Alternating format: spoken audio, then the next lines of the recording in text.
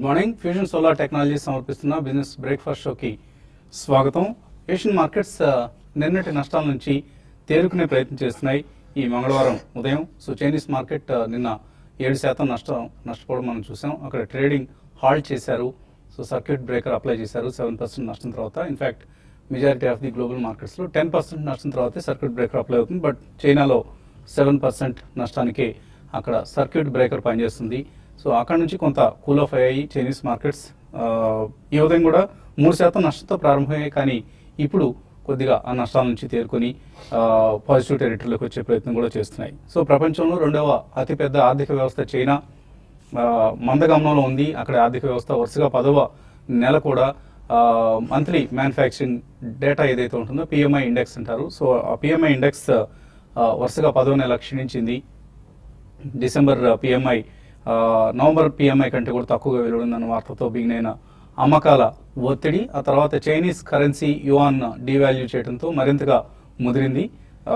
So ఈ ప్రభావం ఇతర గ్లోబల్ మార్కెట్స్ మీద కూడా పనిచేసింది. అన్ని Asian indices last night American markets కూడా నష్టాలతో ముగిశాయి.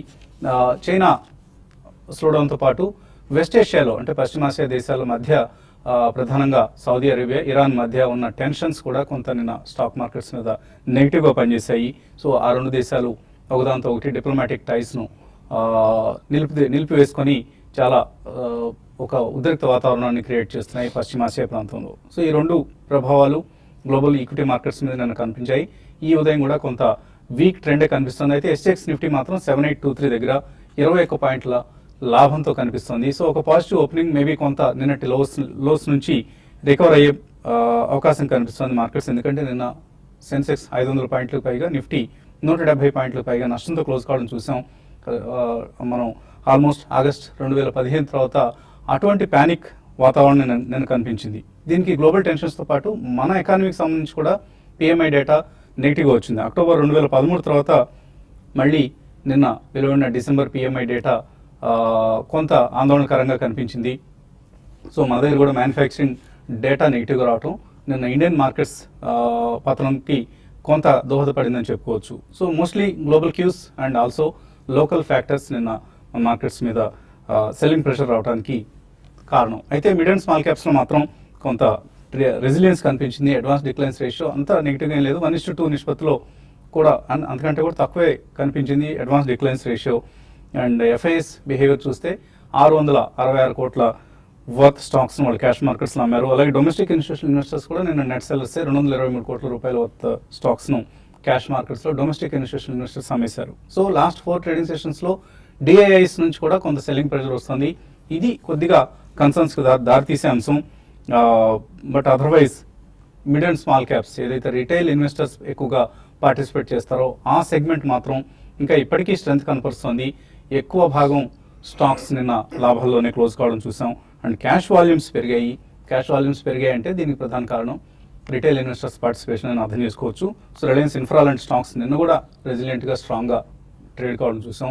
ఎక్కువగా రిటైల్ ఇన్వెస్టర్స్ పార్టిసిపేషనే ప్రధాన కారణం. అలాగే జంక్ స్టాక్స్లో కూడా మనం ఎక్కువ యాక్టివిటీ చూస్తున్నాం. బట్ చాలా అప్రమత్తంగా ఉండాలి. జంక్ స్టాక్స్ జోలికి వెళ్ళొద్దు. ఇన్ఫ్యాక్ట్ ఇటువంటి ర్యాలీస్ని జంక్ స్టాక్స్ నుంచి బయటపడేందుకు, అలాగే క్వాలిటీ స్టాక్స్ని యాడ్ చేసుకునేందుకు మిడ్ క్యాప్స్లో కూడా ఇంక్లూడింగ్ మిడ్ క్యాప్స్ అటువంటి పోర్ట్ఫోలియో షఫ్లింగ్కి వాడుకోవటం, ఇప్పుడున్న ట్రెండ్ని మనం అలా వినియోగించుకోవడం మంచిది. మిడ్ అండ్ స్మాల్ క్యాప్స్లో కేర్ఫుల్గా క్వాలిటీ స్టాక్స్ని పిక్ చేసి పోర్ట్ఫోలియోస్ని రూపొందించుకుని ప్రయత్నించండి. ఇక మార్కెట్స్ పరిస్థితి కొద్దిసేపు పక్కన పెట్టి రియల్ ఎస్టేట్ సెక్టర్ వైపు దృష్టి సారిస్తే తెలంగాణ రాష్ట్ర ప్రభుత్వం రియల్ ఎస్టేట్ వ్యాపారంపై వరాల జల్లు కురిపించింది. సో నిన్న కేబినెట్ మీటింగ్లో తెలంగాణ ప్రభుత్వం కొన్ని కీలకమైన నిర్ణయాలు తీసుకుంది.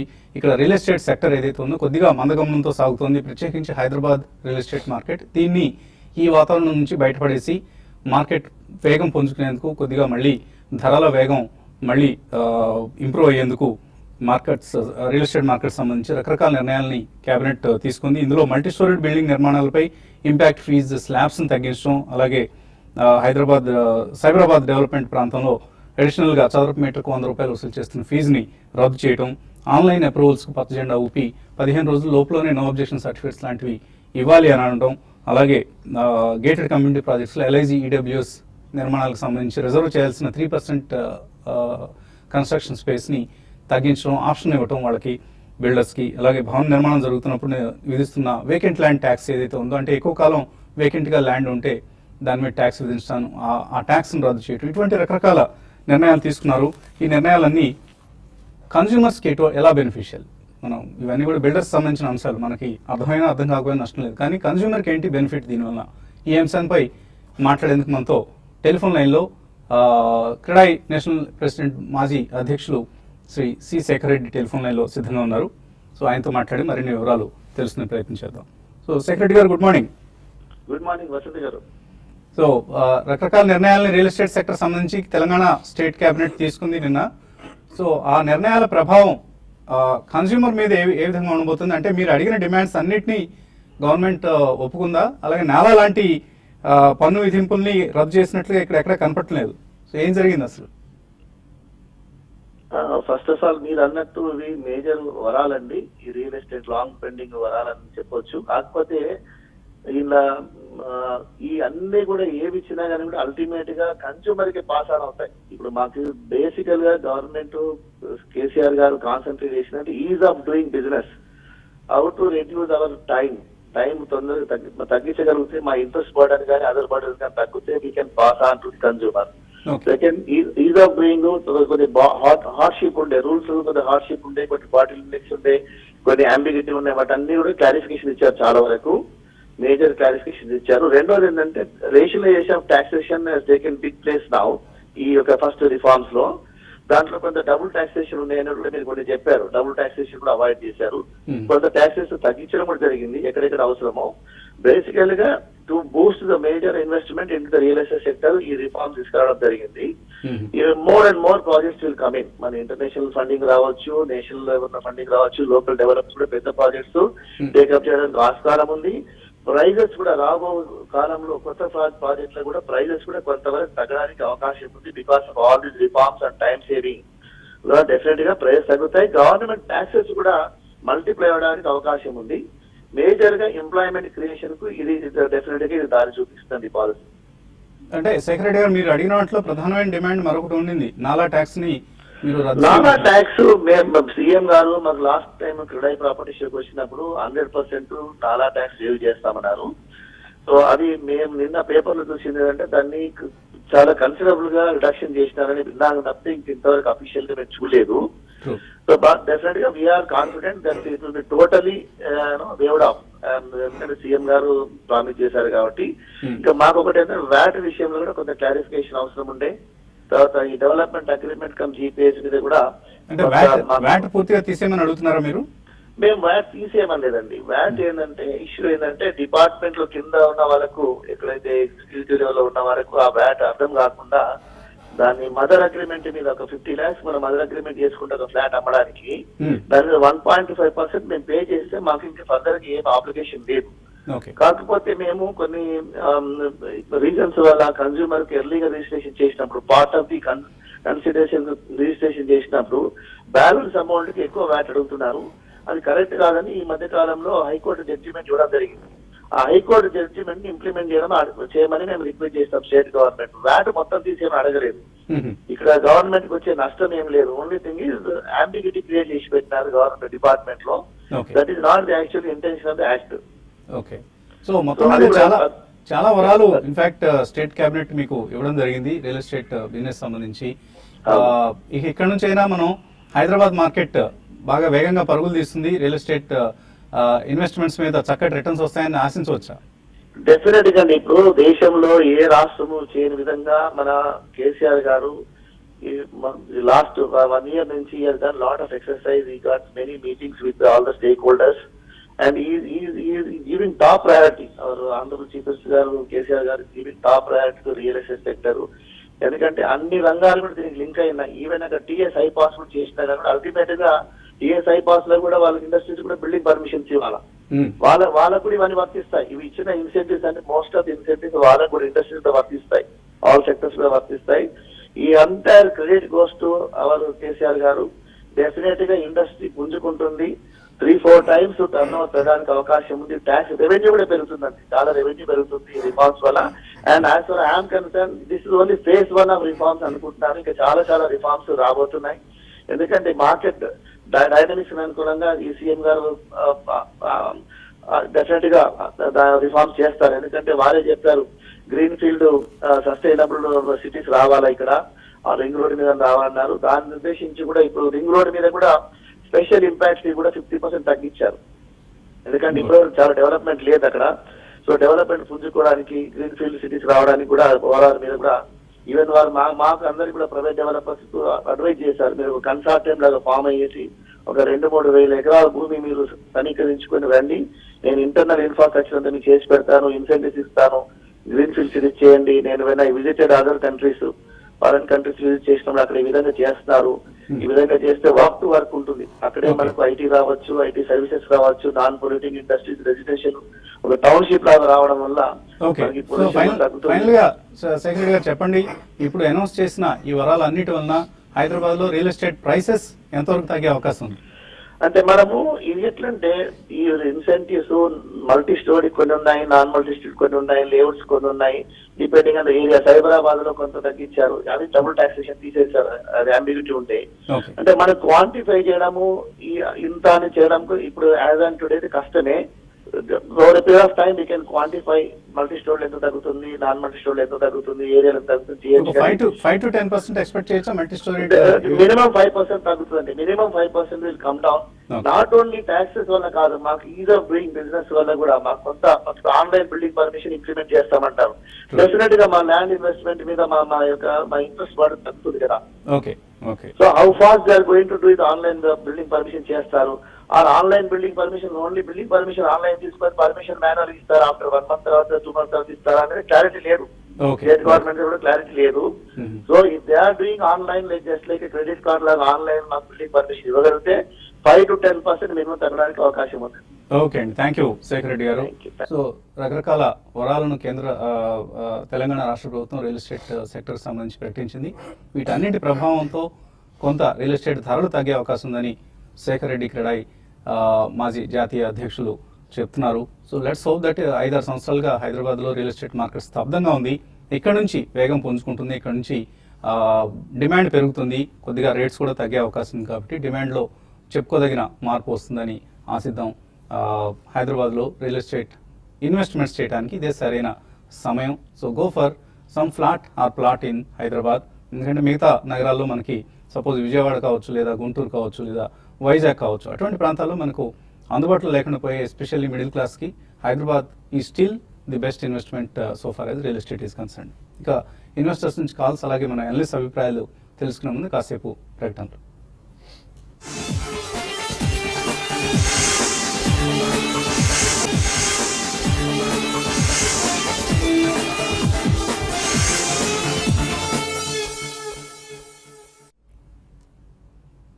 ఫ్యూజన్ సోలార్ టెక్నాలజీ సమర్పిస్తున్న బిజినెస్ బ్రేక్ఫాస్ట్ షోకి తిరిగి స్వాగతం. కాలర్స్ లైన్ ఉన్నారు. మొదటి కాలర్ సుబ్బారావు, ప్రకాశం జిల్లా నుంచి. హలో, నమస్తే అండి. నమస్తే అండి, అడగండి. మనకి వాటర్ ట్రీట్మెంట్ మీద గవర్నమెంట్ దృష్టి సారించింది కదా, దానికి సంబంధించిన కంపెనీలు ఓకే అక్కడ తెలియవలసిందిగా కోరుతున్నాం సార్. ఓకే అండి. సో వాటర్ ట్రీట్మెంట్ సంబంధించి లిస్టెడ్ స్పేస్లో ఎటువంటి కంపెనీస్ ఉన్నాయి, ఇప్పుడు ప్రభుత్వం తీసుకుంటున్న పథకాలు ఏవైతే ఉన్నాయో అటువంటి పథకాల ప్రభావం ఈ కంపెనీల మీద, వాటి ఫైనాన్షియల్స్ మీద ఎంతవరకు ఉంటుంది? బేసికలీ ఇవన్నీ మల్టీ ఇయర్ కాంట్రాక్ట్స్ ఉంటాయండి, చాలా ఉన్నాయి. అంటే వాటర్ ట్రీట్మెంట్ అనేది ఇట్స్ ఎ బజ్ వర్డ్. అందులో మనకి ఈపీసీ కాంట్రాక్టర్స్ ఉన్నారు, ఎక్విప్మెంట్ సప్లయర్స్ ఉన్నారు. యాక్చువల్లీ ప్రాజెక్ట్ స్టార్ట్ చేసి వాటర్ మీద రాయల్టీస్ తీసుకునే వాళ్ళు ఉన్నారు, రకరకాల కంపెనీలు ఉన్నాయి. సో ఆల్ ఇన్ఫ్రాస్ట్రక్చర్ కంపెనీస్లో, సో ఉదాహరణకి VA Tech Wabag is one of the premier companies. వాళ్ళ total business concentrated on water treatment and supply of water. అలాగే Voltas is also one of the players. Ion Exchange India is also one of the players.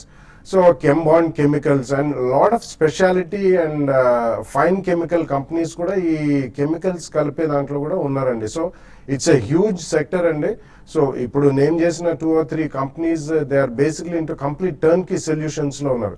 So తప్పకుండా మీరు అటువంటి కంపెనీలో 1 or 2 price points లో కొనుక్కుంటే next it's a multi year run అండి. ఎందుకంటే ఇది కూడా అంత వన్ టైం కాంట్రాక్ట్స్ ఇచ్చేవి కాదు. క్వార్టర్ లో రిజల్ట్స్ వస్తాయని ఊహించకూడదు ఇమ్మీడియట్లీ. ఎందుకంటే ఇప్పుడు గతం నుంచి ఒక ప్రాజెక్ట్ పెట్టి ఆపడ నుంచి ప్రాజెక్ట్ కంటిన్యూ చేసి ఈవెన్ మున్సిపాలిటీస్ కూడా వాళ్ళు వాటర్ ఎన్ని మిలియన్స్ ఆఫ్ గ్యాలన్స్ దాని మీద they are giving some royalty to the company also. So it's multi. తర్వాత కాలర్ లైన్ ఉన్నారు కృష్ణా జిల్లా నుంచి రంగారావు. హలో రంగారావు అడగండి. నమస్తే సార్. నమస్తే అండి, అడగండి. సిటీ వాల్యుయేషన్స్ 76 కొన్నానండి. ఎక్స్ట్రావీ టెక్నాలజీస్ 243, శంసరి టెక్స్టైల్స్ 710 కొన్నానండి. ఈ ఫండమెంటల్స్ మంచిగా పిటి హెక్సావేర్ ఇవన్నీ ఫండమెంటలీ మంచి కంపెనీలను అడుగుతున్నారు ఆయన. అంటే ఫండమెంటల్స్ కొంచెం పిటి లామినేషన్ మాత్రం కొంచెం రీసెంట్ గా కొంత అంత ఎంకరేజింగ్ గా రిజల్ట్ రావట్లేదండి. అందుకే మనం చూస్తున్నాం ఈవెన్ మిడ్ క్యాప్ పార్టిసిపేషన్ లేదు. బట్ ఇప్పుడు ఈ పరిస్థితుల్లో మీరు ఆగండి, వెయిట్ చేయండి, కొన్ని రోజులు వెయిట్ చేయండి, ఉన్న పొజిషన్ వెయిట్ చేయండి. ఇంకా ఫర్దర్ గా యాడ్ చేయాలనుకుంటే దీనికన్నా అదర్ కంపెనీస్ ఉన్నాయి. హెక్సావేర్ మాత్రం ఒక రేంజ్ లోనే కొనసాగుతుంది. ఇది ఫండమెంటల్ గా చాలా స్ట్రాంగ్ ఉందని చెప్పొచ్చు అండి. అయితే ఇప్పుడు ఇమీడియట్ గా అప్డేట్ ఉండకపోవచ్చు. But PT lamination and Hexaware మీరు లాంగ్ టర్మ్ కి హోల్డ్ చేసి ఇంకో పిటి లామినేషన్ మాత్రం ర్యాలీస్ లో ఎగ్జిట్ కావడానికి ప్రయత్నించేమని చెప్తానండి. హైదరాబాద్ నుంచి రంగస్వామి లైన్ ఉన్నారు. హలో అడగండి Rangaswamy. Sunil health care present rate లో బై చేయొచ్చు సార్ ఒక 6 months వరకు. Sunil hitech Sunil health care అంటే సునీల్ హెల్త్ కేర్ కంటిన్యూగా మనం చూస్తున్నాం అంటే 30 రూపీస్ నుంచి 145 దాకా వచ్చింది. ఇది ఫండమెంటల్స్ గా పెద్దగా అంత స్ట్రాంగ్ గా ఏం లేదండి. కంప్లీట్ గా ఆపరేటెడ్ డ్రివెన్ స్టాక్ లా కనపడుతుంది. కాబట్టి ఇటువంటి స్టాక్ చాలా జాగ్రత్తగా ఉండాలి. మీరు ఈవెన్ నిన్న కూడా చూస్తే 52 వీక్ హైక్ టచ్ అయింది. కాబట్టి బెటర్ ఏంటంటే ఇటువంటి స్టాక్స్ అవాయిడ్ చేయడం చాలా వరకు బెటర్ అండి. ఓకే అండి. ఈమెయిల్ సందేహాల్లో శివ్ కౌశిక్ అడుగుతున్నారు. ఆయన లాంగ్ టర్మ్ కోసం 3 లక్షల రూపాయలు మ్యూచువల్ ఫండ్స్లో ఇన్వెస్ట్ చేద్దాం అనుకుంటున్నారు. So advise on good mutual fund అంటున్నారు. మనం రెగ్యులర్గా రికమెండ్ చేసేవానండి ఫ్రాంక్లిన్ ఇండియాలో మనం బ్లూ చిప్ ఫండ్ కానీ ఆర్ ఐసిఐసిఐ ప్రుడెన్షియల్లో focused blue chip scheme or SBI blue chip fund ఇటువంటి వాటిలో మీరు లార్జ్ క్యాప్ ఫండ్స్లో ఇన్వెస్ట్ చేస్తే మంచి ఫలితాలు ఉంటాయి. బట్ ఒకటేసారి 3 లక్షలు ఇన్వెస్ట్ చేయకుండా కొద్దిగా డిక్లైన్స్ వచ్చినప్పుడల్లా ఎన్యూఎస్లో మీరు చెప్పుకోదగిన మార్పు గమనించినప్పుడు ఇన్వెస్ట్ చేయడం అనేది కరెక్ట్ పద్ధతి అవుతుంది. ఈ 3 స్కీమ్స్లో మేము రికమెండ్ చేస్తున్నాం. అలాగే నాగరాజ్ అడుగుతున్నారు. పటేల్ ఇంజనీరింగ్ 60 రూపాయలు కొన్నారు, ఒక సంవత్సరం అయింది కొని లాంగ్ టర్మ్ కోసం హోల్డ్ చేద్దాం అనుకుంటున్నారు. ఎలా ఉంటుంది? డెఫినెట్లీ ఇట్స్ డీసెంట్ కంపెనీ అండి. అండ్ కొద్దిగా నిష్ వర్క్స్ కూడా చేస్తారు వాళ్ళు, రెగ్యులర్ ఈపీసీ కాకుండా. సో తప్పకుండా ఉంచమని చెప్తానండి. వాసురావు అడుగుతున్నారు. మ్యూచువల్ ఫండ్స్ 5,000 రూపాయలు 5 సంవత్సరాల కోసం నెల ఇన్వెస్ట్ చేద్దాం అనుకుంటున్నారు. కొన్ని స్కీమ్స్ రికమెండ్ చేయమంటున్నారు. ఇప్పుడు మనం చెప్పిన 3 స్కీమ్స్లో కూడా మీరు ఎస్ఐపి చేయొచ్చండి. Franklin India blue chip fund or Franklin India opportunities fund కూడా one of the best performing schemes ఇది. అలాగే SBI blue chip fund and Birla sun లైఫ్లో ఎంఎన్సీ ఫండ్ కూడా మీరు సెలెక్ట్ చేసుకోవచ్చు ఫర్ యువర్ ఎస్ఐపి రిక్వైర్మెంట్స్. వీరు రెడ్డి అడుగుతున్నారు. నాచ్ ఫార్మా యావరేజ్ ప్రైస్ 26 రూపాయల్లో హోల్డ్ చేస్తున్నారట. నాట్కో ఫార్మానా ఇది స్ప్లిట్ అయిన తర్వాత యావరేజ్ ప్రైస్ ఆయనకి 26 రూపాయలు పడిందట. మంచి ప్రాఫిట్లో ఉన్నారు. హోల్డర్ ఎగ్జిట్ వస్తే నాట్కో ఫార్మా అనుకుంటాను. బట్ యావరేజ్ ప్రైస్ 26 రూపాయలు అంటే మీరు ఎప్పటి నుంచి బాగా లాంగ్ బ్యాక్ నుంచి కొని ఉండొచ్చు. 2 years బ్యాక్ అబౌట్ 260 అంతే ఉందండి. సో స్ప్లిట్ అయిన తర్వాత డెఫినెట్లీ హోల్డ్ చేయమని చెప్తానండి. బికాస్ వాళ్ళకి ఒక one of the major drug approval కెపాక్సిన్ అనేది ప్రాబబ్లీ ఈ ఇయర్ లో మెటీరియలైజ్ కావచ్చు. ఒకవేళ అదైతే there is a huge upside potential.